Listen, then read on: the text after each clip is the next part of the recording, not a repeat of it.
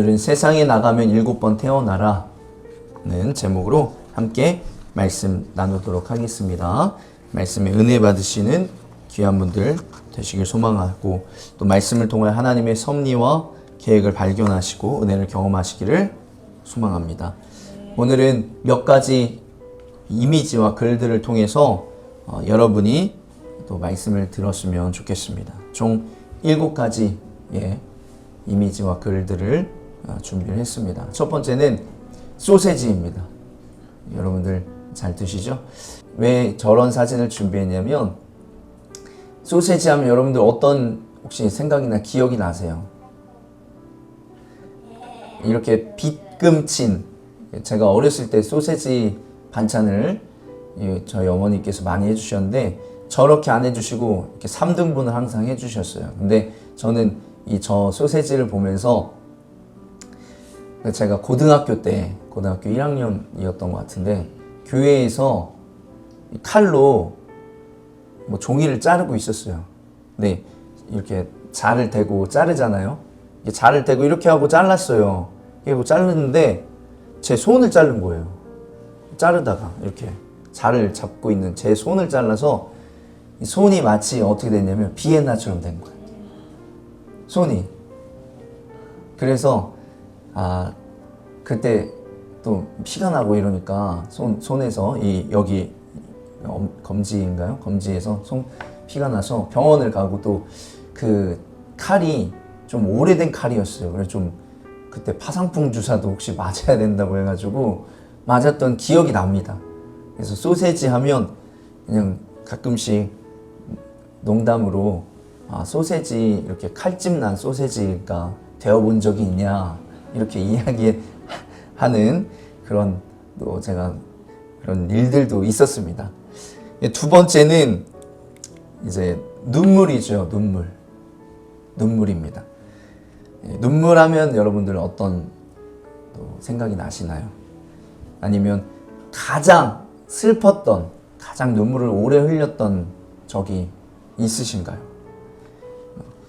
제가 눈물을 가장 오래 흘렸던 적을 생각해 보면, 저에게는 수능이 끝나고 시험을 너무 못 봐가지고 교회에 가서 기도를 하는데, 눈물이 원래 없거든요. 기도를 하는데 눈물이 그렇게 많이 나더라고요. 지금 생각해 보면 그 수능 그거 얼마나 중요하겠냐 하지만, 그때 당시에는 굉장히 가장 큰, 저에게는 있어서 가장 큰 어려움이지 않았나 이런 생각들도 듭니다. 저희 할머니께서 돌아가셨는데, 할머니께서 살아계셨을 때 저한테 늘 뭐라고 말씀하시냐면, 아론이는 눈물이 없어서 내가 죽어도 눈물을 안 흘릴 거야, 이런 말씀을 종종 하셨어요. 근데 물론 경황이 없어서 그랬지만 돌아보면 저도 슬펐지만 눈물을 많이 흘리진 않았던 것 같아요. 그래서 제가 오히려 저는 이제 할머니 할아버지 밑에서 자랐으니까요, 오히려 수능을 못 봤을 때 더 많이 운 것 같다.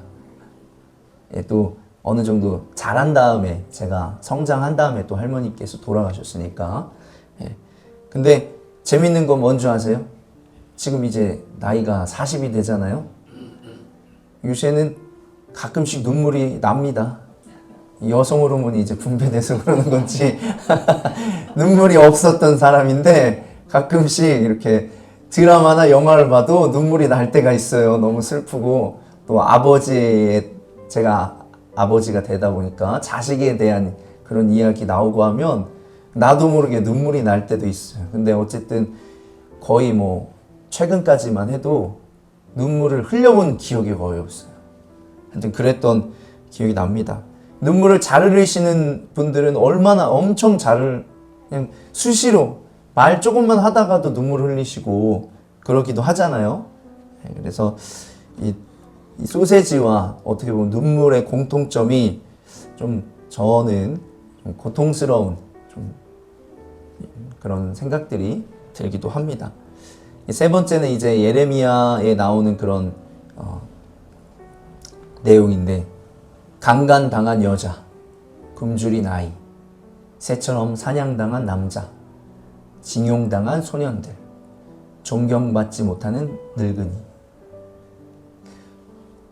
이런 단어들을 가지고 예레미야 애가는 고통이라는, 그리고 나라를 잃은 슬픔이라는 것을 표현하고 있습니다. 그래서 나라 잃은 고통을 여러 가지 표현으로 하는데, 말씀을 보면 애간장이 다 녹습니다.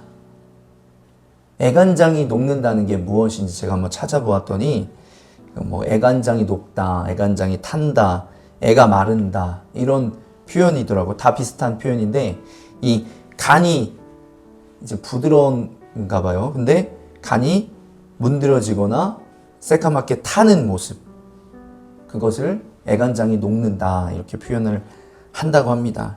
그래서 지나친 근심이나 초조함, 이런 마음들이 부드러운 간이 녹아내리거나 탄다. 그리고 또 저는 장이 꼬이는, 스트레스를 많이 받으면 장이 또 꼬이기도 하더라고요. 근데 이거와는 좀 다르지만 어쨌든 장을 누가 이렇게 손가락으로 이렇게 꼬는 것 같은 그런 느낌이 든 적도 있습니다. 굉장히 고통스럽죠. 또 그 다음에 보면은 심장이 터질 것 같이 아픕니다.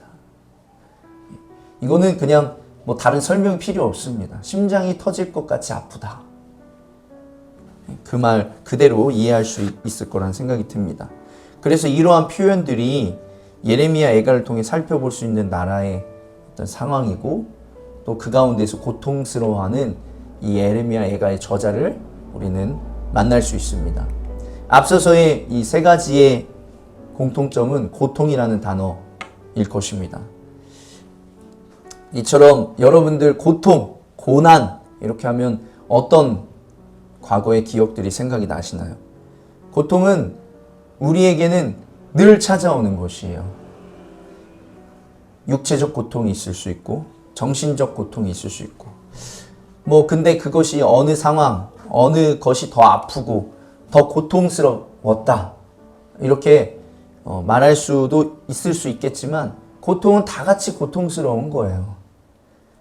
고통은 늘 우리를 아프고 외롭고 쓸쓸하게 만듭니다.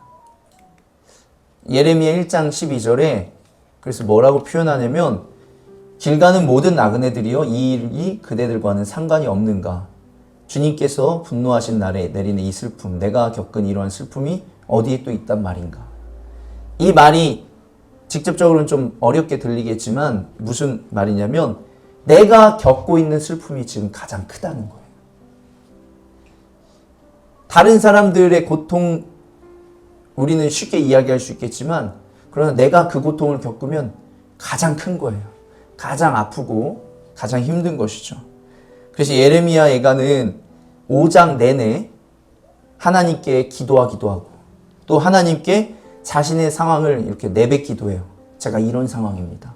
이런 상황입니다. 그리고 또 하나님께 불평하기도 하고 불만을 터뜨리기도 합니다. 하나님 왜 이런 데 지금 응답을 내려주시지 않으세요? 이렇게 하고 있는 우리 예레미야 애가를 볼 수 있습니다.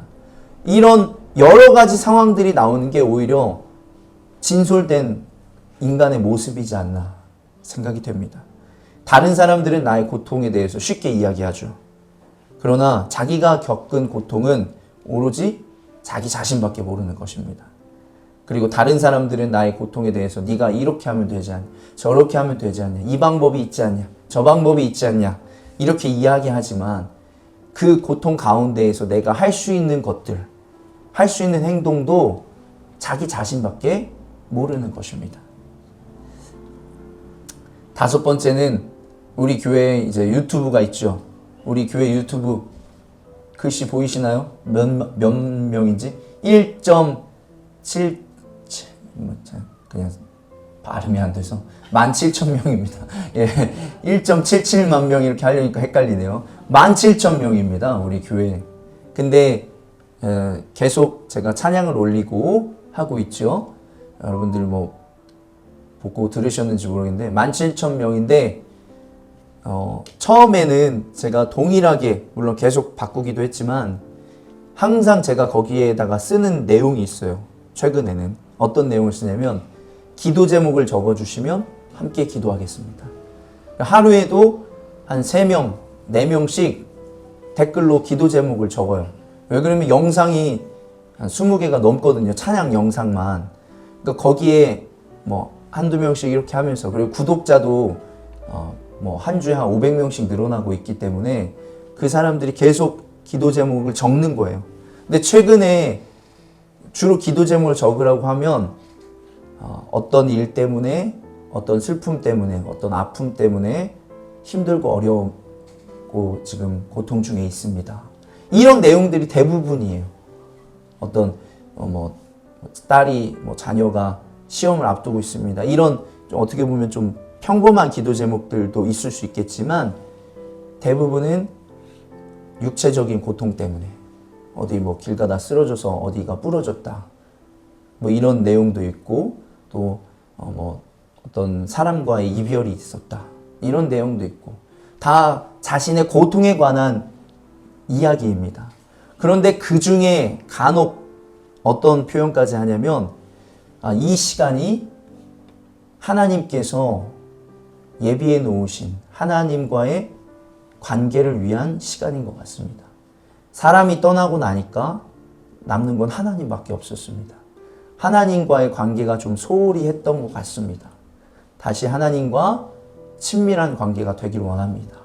이런 글들이 본인 스스로 그렇게 고백을 하는 거예요. 그래서 저도 이제 댓글로 또 기도 제목을 위해서 함께 기도하겠습니다, 이렇게 위로하기도 하고, 또 어떻게 보시면 뭐 좀 해결책이라고도 할 수 있겠는데 좀 제안을 하기도 하고 이렇게 합니다. 근데 제가 그런 거에 대한 댓글을 적을 때가 결코 쉽지가 않아요. 어떤 글을 적어야 될지. 어쨌든 최대한 그분들을 위해서 기도하겠다라는 내용으로 적고 있지요. 이 예레미야를 보면 결국 우리 크리스찬들이, 뭐 유튜브도 마찬가지지만 고통 가운데 홀로 있다라고 느껴질 때 우리는 결국 이 문제를 해결해 주실 분은 하나님밖에 없고, 또 이 고통의 시간 가운데 하나님과의 바른 관계, 깊은 교제를 하는 것이 매우 중요한 것임을 늘 깨닫는다라는 것이에요. 예레미야 애가의 특징 중에 하나는 무엇이냐면 딱 한 구절 말고는 하나님께서는 어떠한 응답도 내리시지 않아요. 딱 그 한 구절이 이 예레미야 3장 57절입니다. 56절부터 읽겠습니다. 살려주십시오. 못 들은 채 하지 마시고 건져주십시오 하고 울부짖을 때에 주님께서 내 간구를 들어주셨습니다. 내가 주님께 부르짖을 때 주님께서 내게 가까이 오셔서 두려워하지 말라고 격려하셨습니다. 이 한마디를 제외하고는 아무런 말씀도 하지 않으세요. 물론 이 두려워하지 말라라는 말씀이 큰 힘이 될 수도 있겠지만 말씀의 전체적인 흐름으로 보면 부족하다고 느껴요. 이 예레미야 애가의 저자는 이 한마디도 부족한 거예요. 그래서 하나님께 계속 기도하고 간구하고 있는 말씀을 볼 수 있습니다. 시편 56편 여섯 번째인데요. 시편 56편. 이 시편 56편은 이 비탄시라고 합니다. 비탄한 마음을 토로하는 시죠. 다윗이 지었다라고 이야기를 하는데 사울 왕의 핍박을 피해서 블레셋 땅에 건너가서 망명 생활을 할 때 괴로움과 슬픔을 썼다, 이렇게 합니다. 근데 여기에서 하나님께 어떻게 기도하냐면 하나님 나를 불쌍히 여겨주십시오. 나는 오히려 주님을 의지합니다. 나는 하나님의 말씀을 찬양합니다. 하나님은 나의 편이심을 나는 잘 알고 있습니다. 하나님을 의지하며 나는 주님의 말씀만을 찬양합니다. 내가 하나님을 의지하니 내게 두려움이 없습니다. 다윗은 하나님을 정말 어떻게 보면 끝까지 간 상황인데도 하나님을 계속해서 신뢰하고 믿고 따르고 있는 것을 볼 수 있습니다. 어떻게 그에게 이런 고백이 나올 수 있을까요? 어떻게 이런 고백이 나올 수 있을까요? 앞서서도 뭐 비슷한 뉘앙스로 얘기했지만 남은 게 하나님밖에 없기 때문에. 사람들은 이미 다 떠나고 내 고통 중에, 내 아픔 중에 남은 거는 오직 내가 의지할 수 있는 분은 하나님밖에 없었기 때문에 마지막 끈을 붙잡는 심정으로 이렇게 하나님을 의지하고 신뢰하고 있는 거예요. 다른 방법이 없었어요. 우리 역시도 마찬가지죠. 나의 고통, 나의 고난을 해결할 수 있는 방법이 많지가 않습니다. 내 사정, 내 상황을 놓고 사람들에게 이야기해도 해결이 되지 않아요. 전부 말할 수도 없어요. 오직 하나님밖에 없다라는 것입니다. 그래서 다윗은 시편 56편 8절에 어떻게 기도하냐면 유명한 말씀이죠. 나의 방황을 주님께서 헤아리시고 내가 흘린 눈물을 주님의 가죽 부대에 담아 두십시오. 이게 개역 개정으로 보면 나의 눈물을 주님의 병에 담습니다. 이렇게 표현을 합니다. 고대 이스라엘 가운데에는 슬픔을 당했을 때 흘린 눈물을 병에다 담는 풍습이 있었다고 합니다. 인생을 마칠 때에 그래서 그 눈물병을 관 옆에다 같이 묻어둔다고 해요. 다윗은 이 풍습을 생각하면서 하나님의 눈물병이라고 그렇게 표현했을 수도 있습니다. 그래서 내가 흘린 눈물이 너무 많다는 거예요. 지금 이 시간에. 그래서 뭐 이때 이제 사실 병이 없고 가죽 부대입니다. 가죽 부대에다가 담아달라고 그렇게 고백하는 이 다윗의 모습을 볼 수 있죠. 그래서 여러분도 이 다윗이 했던 기도처럼 고통의 순간 가운데에서 다윗처럼 기도할 수 있는 분들이 되시길 소망합니다. 내가 주님을 찬양하오니 주님 나를 불쌍히 여겨 주십시오. 오늘 아까 읽었었던 말씀을 개역 개정으로 하면 조금 어려울 수 있는데 우리 세번역으로 보면 조금 더 이해하기가 쉽습니다. 그래서 우리 한 절씩 우리 교독하면서 다시 한번 읽어봤으면 좋겠습니다. 제가 먼저 읽습니다. 그러나 마음속으로 곰곰이 생각하며 오히려 희망을 가지는 것은 주님의 한결같은 사랑이 다함이 없고 그 긍휼이 끝이 없기 때문이다. 주님의 사랑과 긍휼이 아침마다 새롭고 주님의 신실은 큽니다. 나는 늘 말하였다. 주님은 내가 가진 모든 것, 주님은 나의 희망. 주님께서는 주님을 기다리는 사람이나 주님을 찾는 사람에게 복을 주신다.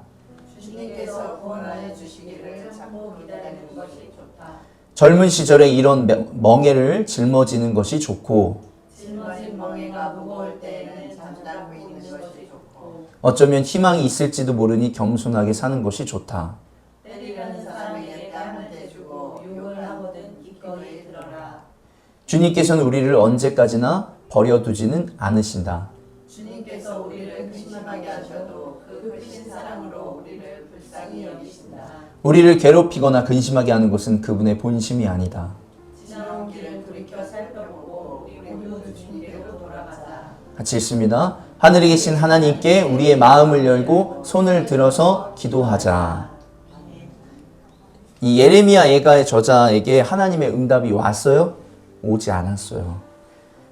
우리의 상황은 나아질 기미가 보이지 않지만 여전히 고통스러운 상황일 수 있겠지만 이 예레미야 예가의 저자는 다윗처럼 결국은 하나님밖에 없음을 깨닫고 하나님에게서 희망을 찾는 것이에요. 하나님께서는 침묵하고 계시지만 그 침묵이 하나님의 존재를 부정하는 것은 아닙니다. 하나님은 가만히 계실 뿐이지 계시지 않는 것이 아니다라는 거예요. 하나님은 여전히 계시고 우리를 가만히 버려두지 않으시고 또 우리를 괴롭히거나 근심하게 하는 것이 하나님의 본심이 아니기 때문에 우리가 하나님께 돌아가고 하나님께 우리의 마음을 열고 손을 들어 기도하는 것이 필요하다라는 것입니다. 우리는 그저 하나님을 신뢰하고 우리의 눈물로 하나님께 기도하고 간구하는 것이 필요합니다. 하나님께 그래서 이 예레미야 5장 1절에 주님 우리가 겪은 일을 기억해 주십시오. 하나님이 기억하신다면 또 우리가 받은 치욕을 살펴주십시오. 하나님이 우리의 상황을 살펴보신다면 응답을 해주실 줄로 믿습니다. 마지막으로 7번째인데요.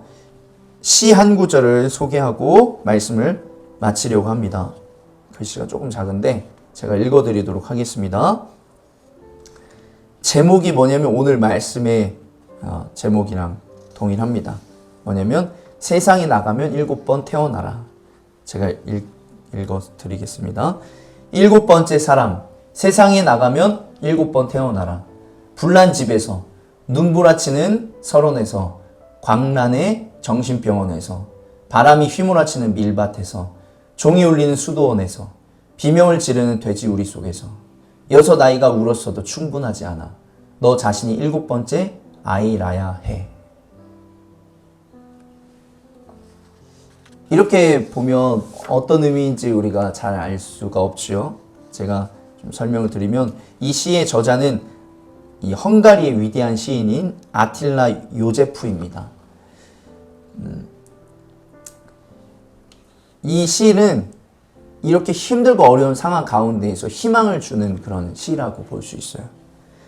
이 시인의 아버지는 3살 때 가족을 떠나서 헝가리를 떠났다고 합니다.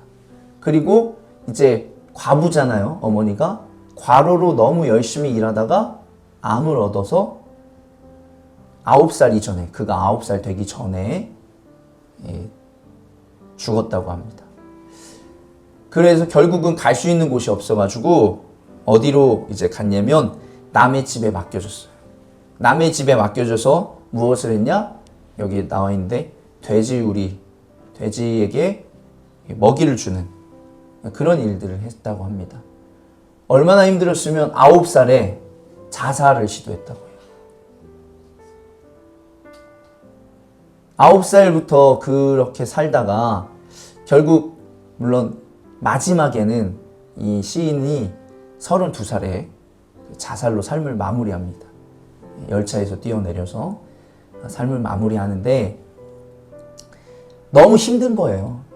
이 9살 더 전부터도 그의 인생이 정말 너무 힘들었고 이 사람의 유명해진 거는 한참 죽은 다음이에요.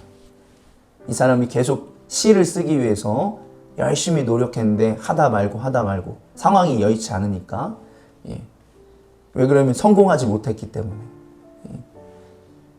그렇게 했지만 이 시 자체로만 보자면 시인은 뭐라고 얘기하냐면 이렇게 한 번씩 죽었다는 거예요. 나는 한 번 죽었다 다시 태어났다.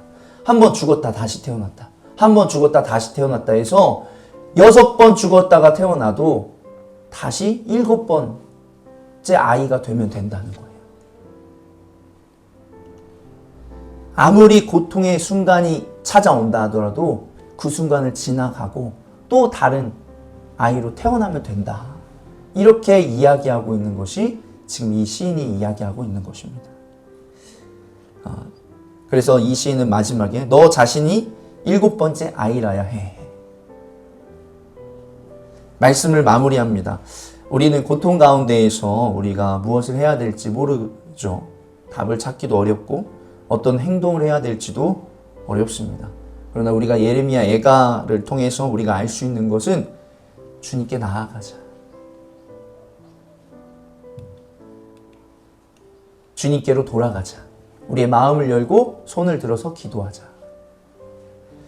다윗처럼 예레미야 애가의 저자처럼 하나님께 나아가며 하나님을 의지하며 그 고통이 오히려 나를 다시 태어나게 하고 나의 이 그릇을 내가 품을 수 있는 사람들의 이 그릇을 나의 인격의 그릇을 더 크게 만들 수 있는 자양분이 될 수 있다 라는 사실을 기억하면서 우리는 또 다시 태어나 7번째 아이가 될 수 있기를 간절히 소망합니다. 우리에게는 하나님이 계시기 때문이죠. 우리가 침묵하고 계시지만 그 때를 기다리며 우리에게 응답을 주실 하나님을 바라보며 믿음으로 나아갈 수 있는 귀한 분들 되시길 간절히 소망합니다. 아멘.